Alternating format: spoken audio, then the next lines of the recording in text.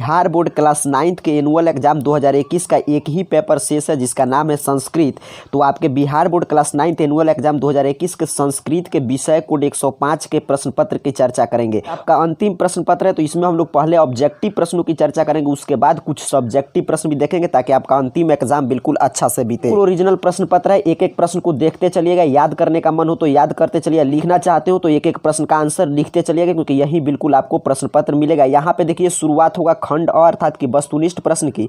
इसमें इंस्ट्रक्शन दिया गया है कि 1 से 100 तक ऑब्जेक्टिव प्रश्न है जिसमें से कोई 50 प्रश्न आपको OMR पत्रक जो मिल रहा है उस पर बनाना है। ये 50 अंक का है, कोई 50 प्रश्न आपको छोड़ देना है। तो हम लोग 50 से ज़्यादा ऑब्जेक्टिव प्रश्न की पहले चर्चा करेंगे, उसके बाद सब्जेक्टिव प्रश्न को समझेंगे। तो पहला नंबर प्रश्न आपसे देखिए पूछा गया है कि किस ग्रंथ में श्री कृष्ण के विचार हैं। तो गीता में जानते हैं श्री कृष्ण के उपदेश का संकलन है, तो ए राइट आंसर हो जाएगा। क्वेश्चन नंबर 1 का लिख रहे हो तो लिख लीजिए ए, या याद कर रहे हो तो याद कर लीजिए, पहला का होगा ए। दूसरे नंबर प्रश्न की बात करें तो कह रहा है ईसा स्तुति पाठ में किसकी स्तुति की गई है। तो ईसा स्तुति पाठ में परमात्मा परम पिता परमेश्वर की स्तुति की गई है, तो बी राइट आंसर हो जाएगा। तीसरे नंबर प्रश्न की बात करें तो कह रहा है कि यहाँ पे क्या भराएगा, आगे है पृष्ठाद पृष्ठस्ते, तो इस गद्यांश में रिक्त स्थान पे कौन सा पद होगा। अभी आपके पाठ्य पुस्तक या श्लोक से लिया गया है, तो यहाँ पे भराएगा नमः, तो तीसरा का राइट आंसर हो जाएगा ऑप्शन सी। चौथे नंबर प्रश्न की बात करें तो कह रहा है अस्तोमा सदगम्य यह वाक्य किस उपनिषद का है। अस्तोमा सदगम्य वाक्य जो है बृहद आरण्य उपनिषद से लिया गया है, तो डी पे राइट आंसर दिया गया है चौथे नंबर प्रश्न का। पांचवें नंबर प्रश्न की बात करें तो कह रहा है ऋग्वेद में कितने सूक्त हैं। ध्यान से समझिएगा, आपसे पूछा है कितने सूक्त हैं, तो ऋग्वेद में 1028 सूक्त हैं। और वहीं पे आपसे पूछता है कि ऋग्वेद में कितने मंत्र हैं, तब होता 10,555, तो कंफ्यूजन में नहीं रहना है। सूक्त पूछा गया तो राइट आंसर 5 का लिख लीजिए, ऑप्शन बी होगा 1028। आगे बढ़ेंगे 6 नंबर प्रश्न की बात करेंगे। कह रहा है शुक्ल यजुर्वेद किस वेद का भाग है। तो शुक्ल यजुर्वेद बिल्कुल आसान प्रश्न है, यजुर्वेद का भाग है, तो सी राइट आंसर हो जाएगा। 7वां नंबर प्रश्न आपसे पूछ रहा है कि सभी प्राणियों का कल्याण चाहने वाले पुरुष कौन है। तो सभी प्राणियों के कल्याण चाहने वाले सज्जन पुरुष होते हैं, तो 7 नंबर क्वेश्चन का ए राइट आंसर होगा। 8 नंबर प्रश्न की बात करें तो कह रहा है अंतहीन रोग क्या है। सभी आपके पाठ्य पुस्तक से बिल्कुल आसान आसान प्रश्न आपके लिए सेट किया गया है। तो 8 नंबर प्रश्न है कि अंतहीन रोग क्या है। तो लोभ जो है अंतहीन रोग है और क्रोध शत्रु है, तो सी राइट आंसर होगा 8 नंबर प्रश्न का। 9 नंबर प्रश्न की बात करें तो कह रहा है महाभारत में कितने श्लोक हैं। तो महाभारत में 1,10,000 श्लोक हैं, तो बी पे राइट आंसर दिया गया है, ऑप्शन बी राइट आंसर हो जाएगा 9 नंबर प्रश्न का। आगे बढ़ेंगे, एक एक प्रश्न को याद करते चलिए, लिख रहे हो तो ध्यान से लिखिएगा। 10 नंबर प्रश्न कह रहा है किस वेद को क्रियात्मक मंत्र है, अर्थात कि गाए जाने वाले मंत्र किस वेद में है। तो साम वेद में, तो 10 नंबर का प्रश्न का राइट आंसर होगा ऑप्शन सी।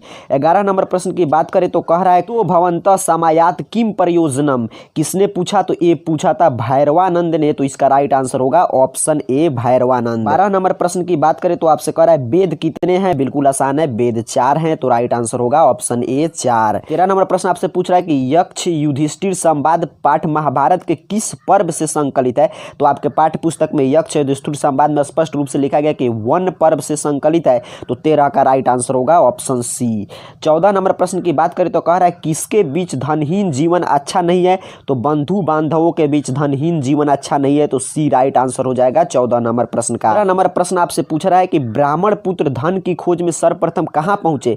तो ब्राह्मण पुत्र जो है धन की खोज में निकले थे, तो सर्वप्रथम अवंती में पहुंचे थे, तो बी राइट आंसर होगा 15 नंबर क्वेश्चन का। 16 नंबर प्रश्न की बात करें तो कह रहा है लोभाभीष्ट चक्रधरा पाठ ग्रंथ से लिया गया है, आपसे पूछा गया है, लिया गया है पंचतंत्र विष्णु शर्मा का, तो राइट आंसर हो जाएगा ऑप्शन सी पंचतंत्र। 17 नंबर प्रश्न की बात करें तो कह रहा है कश्च में कौन संधि है। कश्च में का संधि विच्छेद कीजिएगा तो मिलता है कह प्लस च, तो विसर्ग आ गया, तो विसर्ग संधि होगा, अर्थात कि 17 का ए राइट आंसर होगा। 18 नंबर प्रश्न की बात करें तो कह रहा है स्वर संधि के कितने प्रमुख भेद हैं। तो स्वर संधि के 5 भेद होते हैं, बी राइट आंसर याद रखिएगा। 18 नंबर प्रश्न का हो जाएगा ऑप्शन बी। 20 नंबर प्रश्न की बात करें तो कह रहा है किस संधि में व्यंजन के साथ व्यंजन अथवा स्वर का मेल से विकार उत्पन्न होता है। तो व्यंजन के साथ व्यंजन अथवा स्वर वर्ण का मेल होता है, तो उसे हम बोलते हैं व्यंजन संधि, तो राइट आंसर होगा ऑप्शन सी। आगे बढ़ेंगे 20 नंबर प्रश्न की बात करेंगे, बिल्कुल आसान संधि विच्छेद पूछा गया, विद्यार्थी का संधि विच्छेद, तो विद्या प्लस अर्थी, तो 20 का याद कर लीजिए, ऑप्शन ए राइट आंसर होगा। 21 नंबर प्रश्न को हम लोग छोड़ेंगे, ऐसे आपको लगातार प्रश्न बनाना भी नहीं चाहिए, आपको 85 प्रश्न बनाना है 100 में से। यदि लिख रहे होंगे तो ध्यान से लिखिएगा क्योंकि हम 21 नंबर प्रश्न को छोड़ रहे हैं, 20 के बाद सीधे बात कर रहे हैं 22 नंबर प्रश्न की।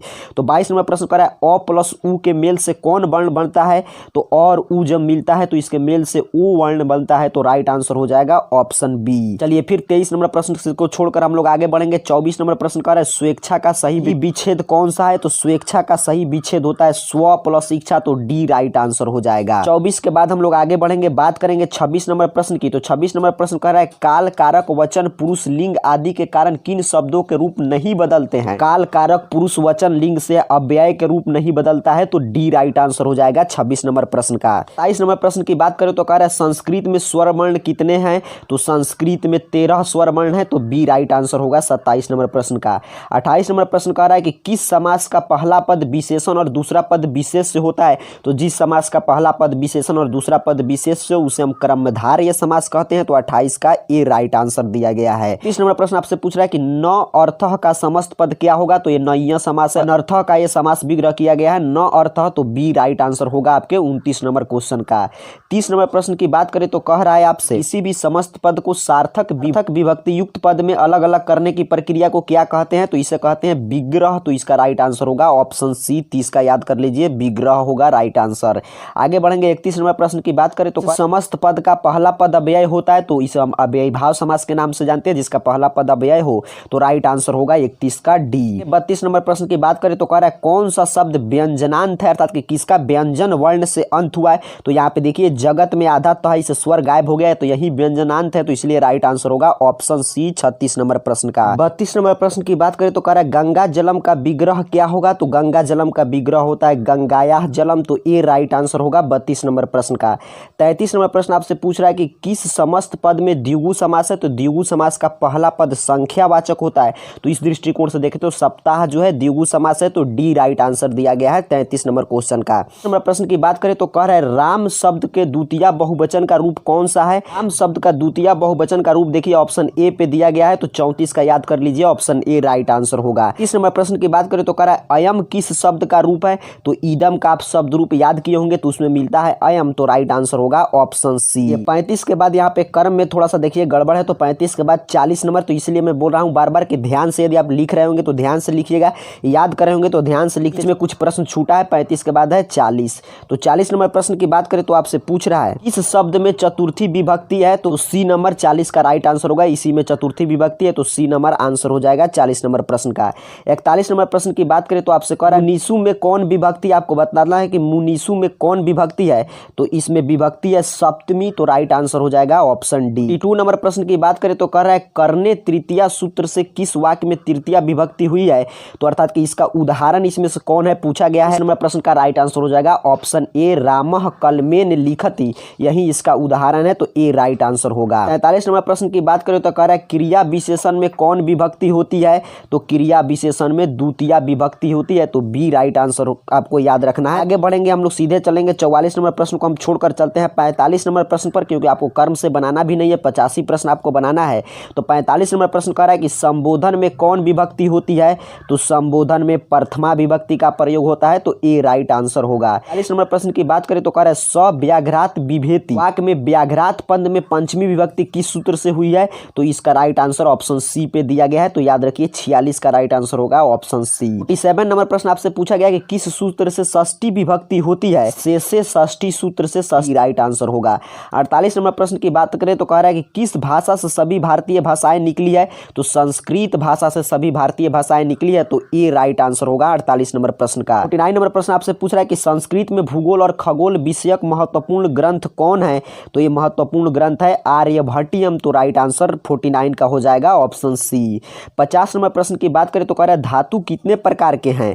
तो धातु 5 प्रकार के होते हैं, तो ए राइट आंसर होगा। नंबर प्रश्न की बात करेंगे तो 52 नंबर प्रश्न आपसे पूछ रहा है कि जल से पृथ्वी की रक्षा कौन करता है? आपके पाठ्य पुस्तक से प्रश्न शुरू हो गया, से पृथ्वी की रक्षा करता है मेघ, तो बी राइट आंसर होगा।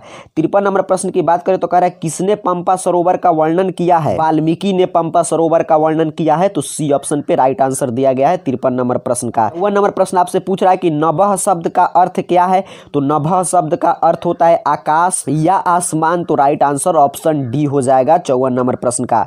चलिए 55 नंबर प्रश्न की बात करेंगे। 55 नंबर प्रश्न कर रहा है कि ज्ञानम भारः क्रियाम बीनम पाठ पंचतंत्र के किस तंत्र से संकलित है? तो पंचतंत्र के अंतिम तंत्र से संकलित है, तो सी राइट आंसर होगा आपके 55 नंबर प्रश्न का। 56 नंबर प्रश्न आपसे पूछा जा रहा है कि अहो न युज्यते एवं कुर्तम किसने कहा है? यह कथन किसका है? कथन तृतीय व्यक्ति का था, आंसर हो जाएगा ऑप्शन सी तृतीय। नंबर प्रश्न आपसे पूछ रहा है कि बीतस सस्य का अर्थ क्या है? तो बिल्कुल आपके पाठ्य पुस्तक के अंतिम में जो शब्दार्थ रहता है वहीं से प्रश्न लिया गया है। सस्य का अर्थ होता है धन का अर्थात कि वित्त का, तो राइट आंसर हो जाएगा ऑप्शन बी धन का।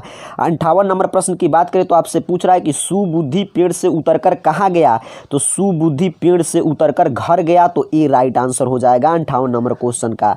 59 नंबर प्रश्न आपसे कह रहा है कि नीति पदानी पाठ किस ग्रंथ से संकलित है? नीति पदानी पाठ नीति शतक ग्रंथ से संकलित है, तो ए राइट आंसर होगा 59 नंबर प्रश्न का। आगे बढ़ेंगे 60 नंबर प्रश्न की बात करें तो कह रहा है बाधा की डर से कौन कार्य आरंभ नहीं करता है? तो अधम व्यक्ति बाधा के डर से कार्य आरंभ नहीं करता है, तो बी राइट आंसर होगा 60 नंबर प्रश्न का। 61 नंबर प्रश्न कह रहा है कि कौन बुद्धि से जड़ता को नाश करती है? तो संगति जो है बुद्धि की जड़ता को नाश करती है, तो राइट आंसर होगा ऑप्शन ए सत्संगति।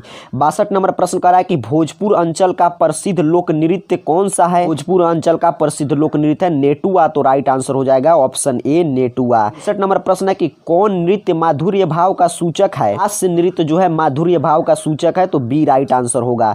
64 नंबर प्रश्न की बात करें तो कह रहा है सोहर कौन गीत है? तो सोहर आपका संस्कार गीत है, तो सी राइट आंसर हो जाएगा 64 नंबर प्रश्न का।